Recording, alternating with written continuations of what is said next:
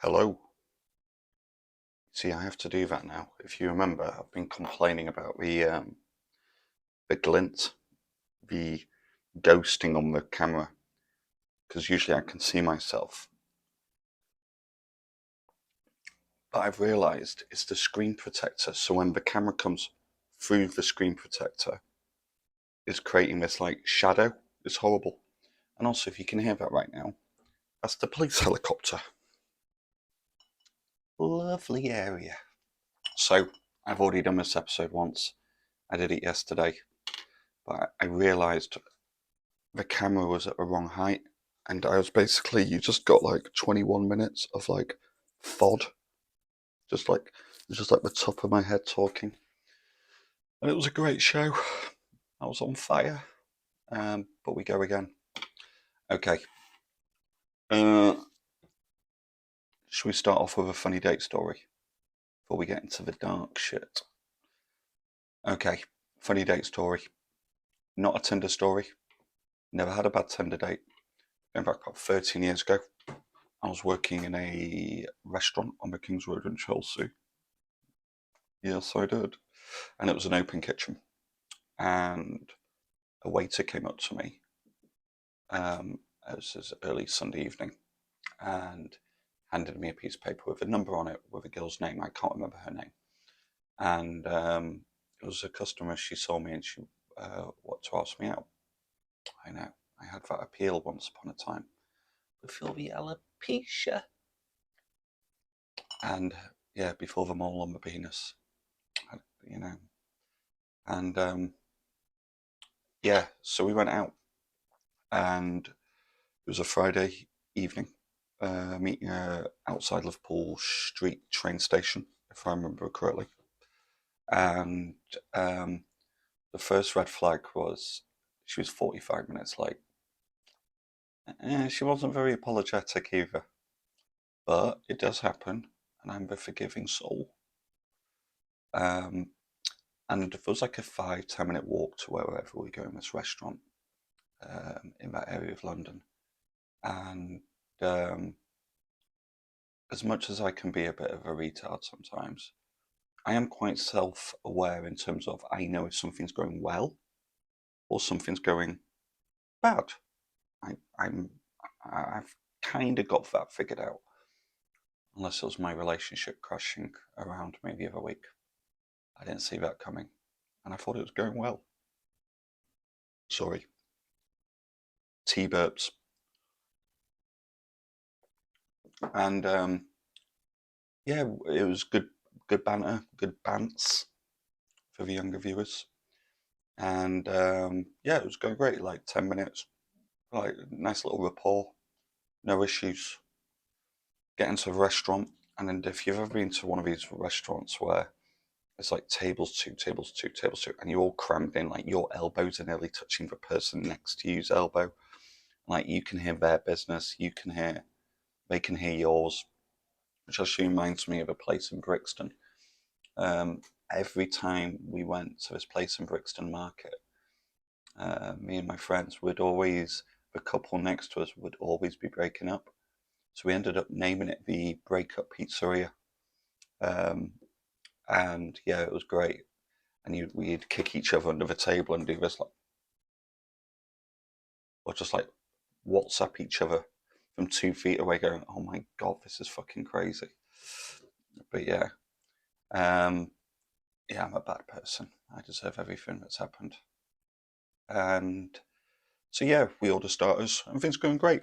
No awkward silences. It's all going good. And have the starters. Mains came out, and about halfway through the mains, she said, "Oh, I just need to go to the toilet." And she takes her bag, which isn't a red flag. That's quite normal, I think, for women. You know, they might need to freshen up their lip balm. Maybe it's that, something else of a sanitary variety. And yeah, there was no alarm. And you know where this is already going, don't you? Yep. 2 minutes passed. 3 minutes passed. 6 minutes passed. and I can already feel the couple next to me how I did and how I do, just glaring at me and messaging each other, going, "Oh my God, she's done one. She's done one." And yeah, and after about 10 minutes, the waiter came up to me under this most passive aggressive, like the kind of thing you do to like a dying elderly relative in a hospice. He put his hand on my hand and said, "Shall I get you the bill, sir?"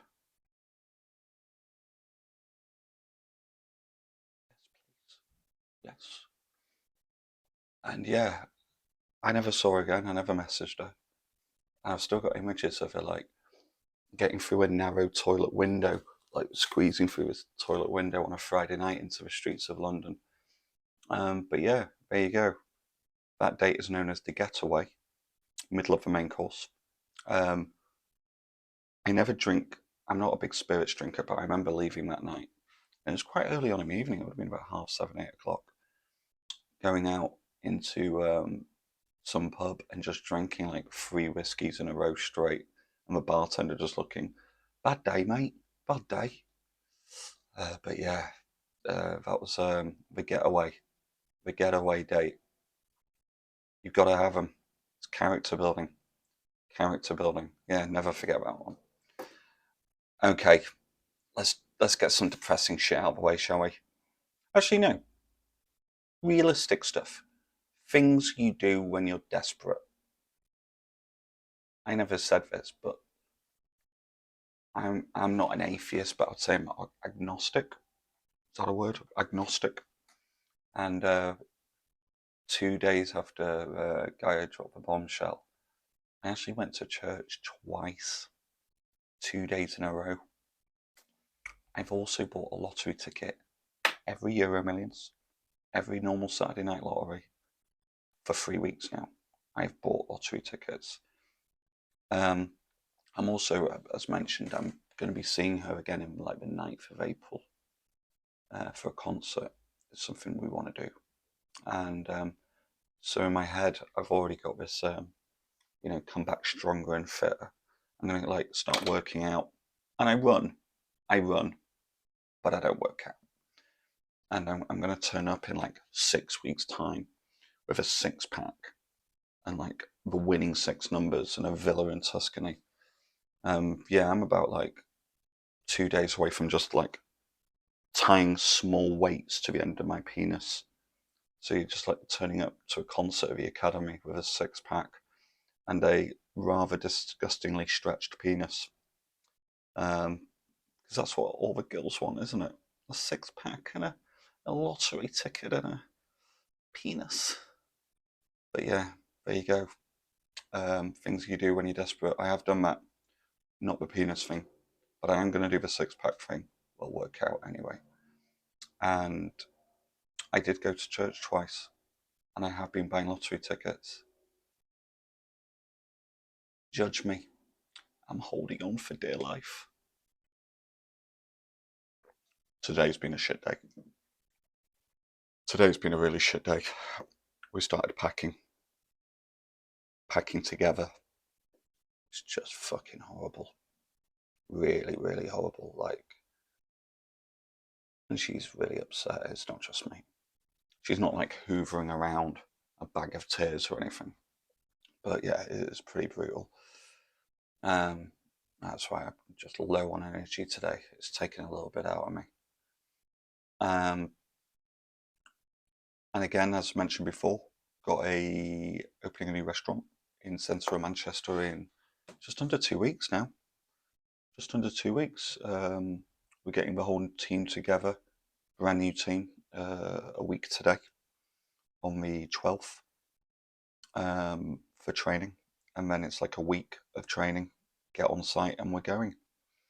And again, just about how I'm trying to, and we both are, it's not just me, we're trying to conduct ourselves at home in the nicest possible way and not shit on 8 years of memories. I've invited her and a friend to the VIP media opening evening because I want to share that with her. You know, she's been on that journey with me, on the lows, in the months and the last 3 years, again, which have been pretty shitty. And I want to share that with her and to show her what I've achieved. So yeah, that'll be really nice. Weird, but really nice. I'm looking forward to that. So that's actually before we leave the house. I think it's like the 26th of March, 26th of February. It's in a couple of weeks' time. So we're doing that. You see, when I recorded this show yesterday, I made a reference to Lewis Hamilton going to Ferrari. But that doesn't work now. I don't have the energy for the delivery. But it was really funny. March. I've been telling you I'm going to tell you what I'm doing at the start of March for a while now, for at least a few episodes. And actually, before I tell you that,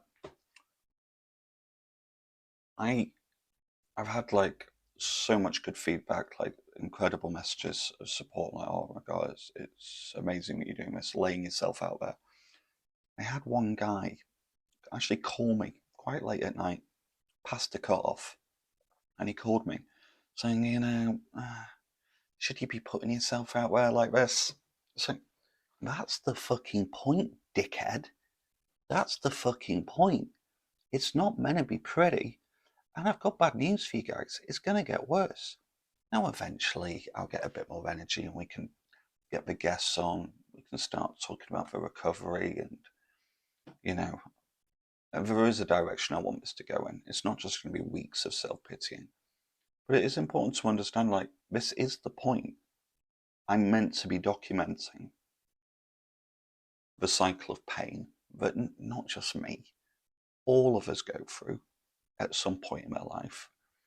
And again, if it just helps one person, it's job fucking done. So fuck off. If you haven't got anything nice to say, fuck off. And he tried to cover, oh, well, I'm just concerned. Just concerned. You're not concerned. You're not. You're a fucking knob. But anyway, he knows who he is. He won't be watching because he finds it awkward. Hey, anyway, there's a lot we find awkward about him, but least said the better. So March, this is what I'm doing. And these are one of the things a lot of my friends don't understand. And actually, my mum, some of my family don't understand. And I've had to really explain it. I am going back for the first 4 days of March to go back to Florica in Italy.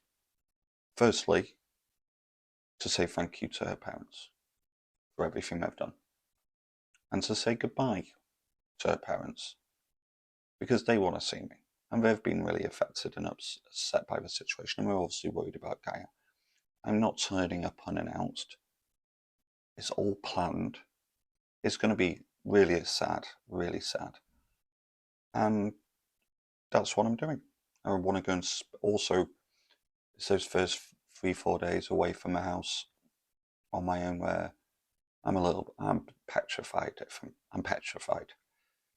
And I think it's just a good way to keep busy, a good way just to take myself out of my surroundings. And I just want to do the adult thing and go and say thank you. I don't think there's anything peculiar about that, especially with the type of breakup we've had. We've not had this horrible breakup. It's just a sad breakup where one person has fallen out of love with the other person. There's been no drama, no smashing plates, no third party. It's actually quite sad and a little tragic, and that's it. There's no mental story. So there's no hate involved. It'd probably be easier. So that's what I'm doing. It's going to be hard. But don't tell her this. I have got a plan. So if you have a dog called Whiskey, and Whiskey's a bit, he's alright. But I'm going to offer and put on the toes can I take Whiskey for one last walk? Yeah, sí, no problemo, no problemo. And I'm going to kidnap Whiskey. And then send them those hostage ransom notes with like bits of the catalogue spelling words out. Return Gaia or Whiskey gets it. I might be joking, but I might not be. We'll see how the next few weeks go. Anyway, have a great night, guys. Take care.